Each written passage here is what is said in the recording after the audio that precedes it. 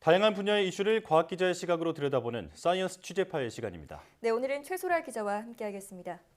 어서 오세요. 안녕하세요. 네, 오늘은 어떤 소식 준비해 오셨나요? 네, 국내 청소년 확진자들이 크게 늘고 있는데요. 그런데 12살에서 17살 백신 접종률은 여전히 저조합니다. 그런가 하면 미국이나 유럽 몇몇 나라들은요, 청소년 절반 이상이 백신을 접종하는 등 우리와는 분위기가 사뭇 다른데요. 이보다 더 어린 5살에서 11살 접종도 진행 중입니다. 전 세계 소아청소년 백신 접종 현황 다뤄보겠습니다.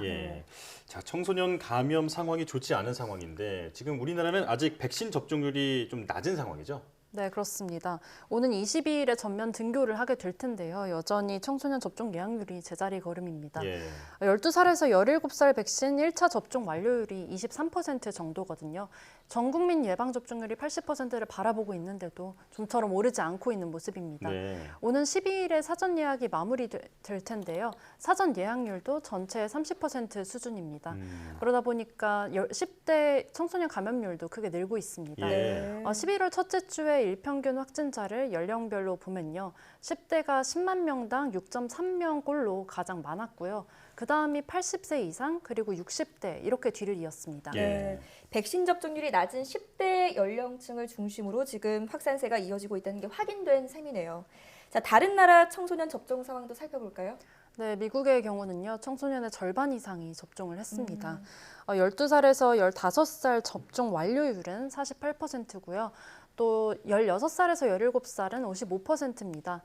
유럽 국가들 또한 접종률이 높은 편인데요. 덴마크와 스페인, 또 프랑스 등도 청소년 대부분에게 최소 한 번은 접종을 했습니다. 특히 이스라엘의 경우는요.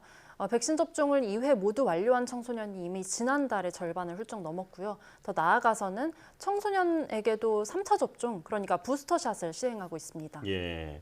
자, 12살 이상의 청소년 접종률에 대한 얘기를 들어봤는데 우리나라보다는 훨씬 더 앞서 있는 상황이고요. 자, 나아가서 더 어린 5살에서 11살 그 어린이들에게도 백신 접종을 하고 있는 곳들이 있다고요? 네, 그렇습니다. 지금까지는 5살에서 11살 어린이 대상으로 백신 접종을 허가한 나라가 많지는 않은데요. 미국과 중국, 쿠바, 아랍에미리트 이 정도입니다. 특히 미국은 이런 어린이 대상 화이자 백신을 지난 2일에 승인했는데 불과 일주일 만에 어린이 160만 명이 예약을 했고요. 또 이 가운데 90만 명을 접종을 마쳤다고 전해졌습니다. 이스라엘은 현재 5살에서 11살 가운데 면역 저하자 등 고위험군을 중심으로만 접종을 진행하고 있는데요. 최근에 이스라엘 백신 자문위원회가 5살에서 11살 아동에 대한 백신 접종을 권고했고 또 이스라엘 보건부는 조만간 구체적인 접종 시기를 발표할 예정이라고 전해졌습니다. 현지 언론은 늦어도 열흘 안에 이르면 다음 주부터 이스라엘 어린이들 대상 접종이 시작될 것으로 내다봤습니다. 또 이 밖에 중미의 코스타리카가 특별한데요. 어린이 코로나19 백신을 의무화한 세계 첫 국가가 될 전망입니다.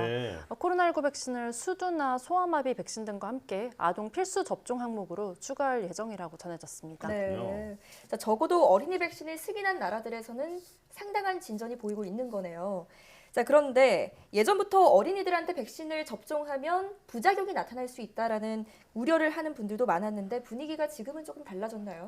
네, 초반에는 코로나19 백신이 10대 청소년에게 심근염과 같은 희귀한 부작용을 일으킬 가능성이 있다는 보고도 있었기도 했는데요.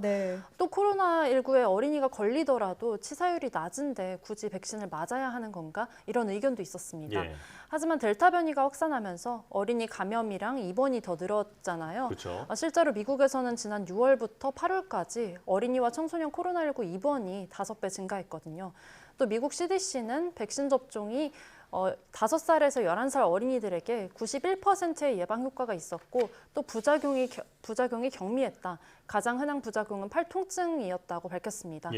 때문에 접종 부작용으로 인한 실보다는 접종으로 인한 이득이 더 크다는 입장이 우세해졌습니다.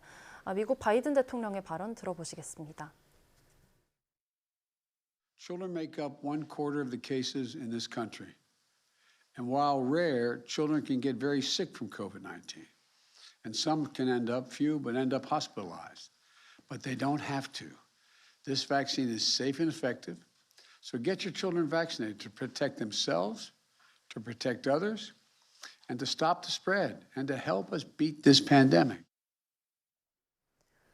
자, 백신에 대한 믿음을 주려고 아주 노력을 많이 하는 그런 모습인데요. 우리나라도 5세에서 11세 대상의 백신 접종이 진행될지 궁금한데 지금 논의가 좀 진전이 되고 있습니까? 네, 국내에서는 어린이 접종이 이루어지려면은 우선 식약처 허가가 전제돼야 합니다. 네. 현재 식약처 허가 사항에 따르면 화이자 백신은 접종 연령이 12살 이상입니다. 때문에 제약사가 신청을 한다면 연령에 따라서 접종 용량 등을 정하고 허가 변경이 이루어질 것으로 보입니다. 예. 방역당국은 5살에서 11살 어린이 접종은 식약처 허가와 또 다른 나라의 접종 상황, 또 국내외 연구 결과를 충분히 검토한 후에 결정하겠다고 밝혔습니다. 예. 함께 들어보시죠. 이제 백신 안전성과 효과성에 대해서는 기본적으로 그 임상 시험 결과를 토대로 허가 과정에서 검토가 이루어질 예정이고 이 부분은 저희도 면밀히 검토를 할 예정입니다.